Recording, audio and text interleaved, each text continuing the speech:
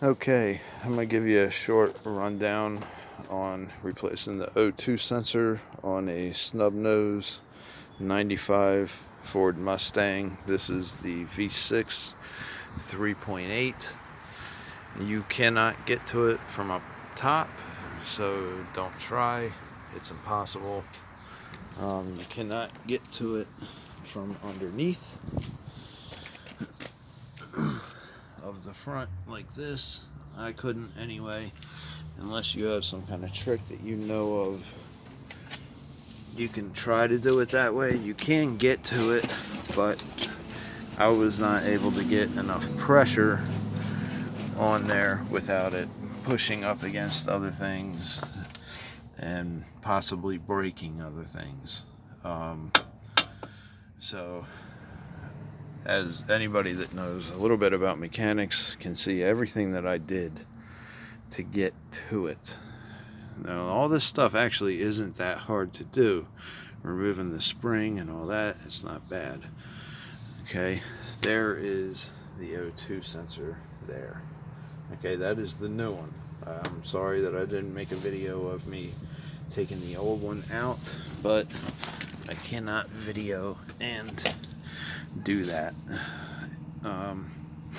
Okay, so it's a good thing that I did take this spring out. You know, you never know what you're gonna find doing stuff like this too, because my front spring was broken. Okay, there should be another whole coil right here going on top, but it was not. Here's the new one.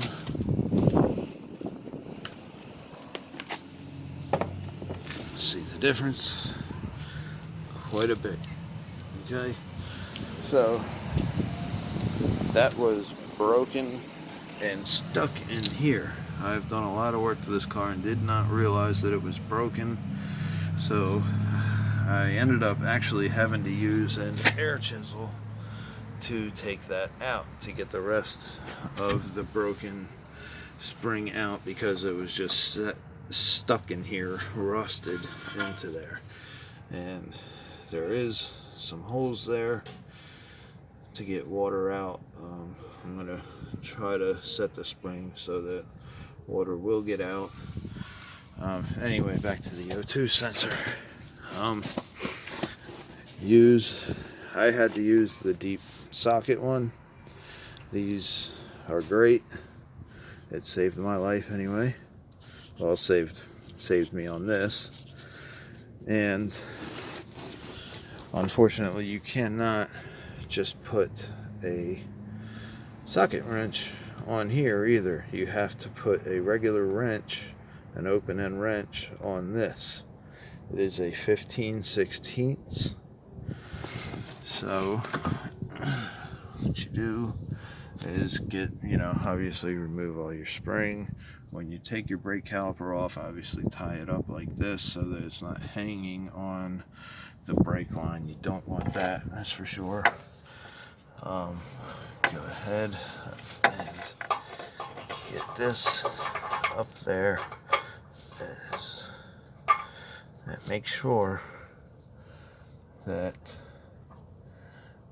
you get it up onto the thread, square in there. You don't want it to be down. See, make sure you get it all the way up in there.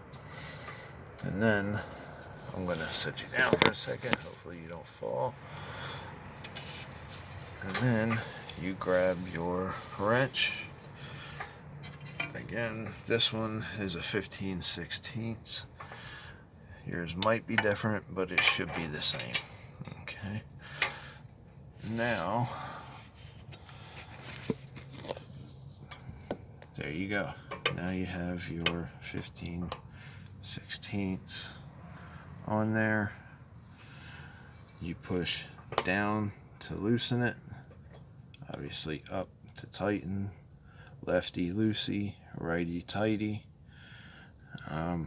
I hope this video helps somebody. I wish I would have had a video like this to go off of, because I was trying to get it from underneath the front, that wasn't working.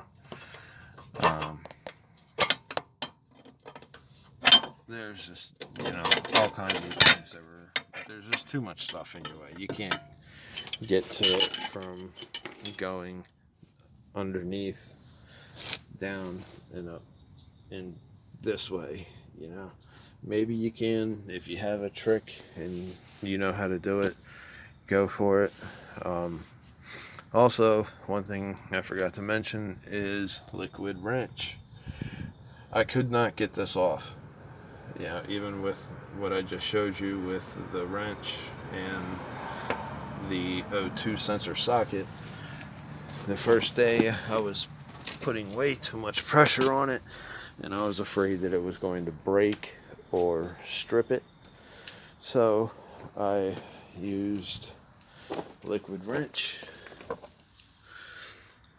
Look at that, made in the USA. That's awesome. There we go, made in the USA. I used this. I let it sit overnight. I came out the next morning, and that O2 sensor came out very, very easily. I was surprised. I had that O2 sensor out within a couple of minutes after letting it soak overnight.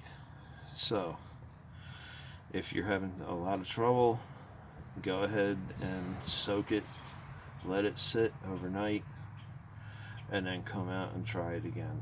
And that way you're not breaking anything, you're not stripping anything, you're not going to have to, you're not re-welding things and all kinds of stuff like that.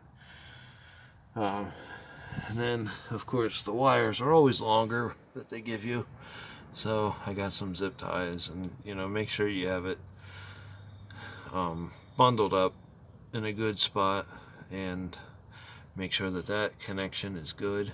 That is on there good and tight. Make sure you hear it click when you put it on, and that's about it. You know, just make sure that your wires aren't touching your manifold or headers, whatever you got. And best of luck to you. I hope this video helps. Thanks. Have a good one.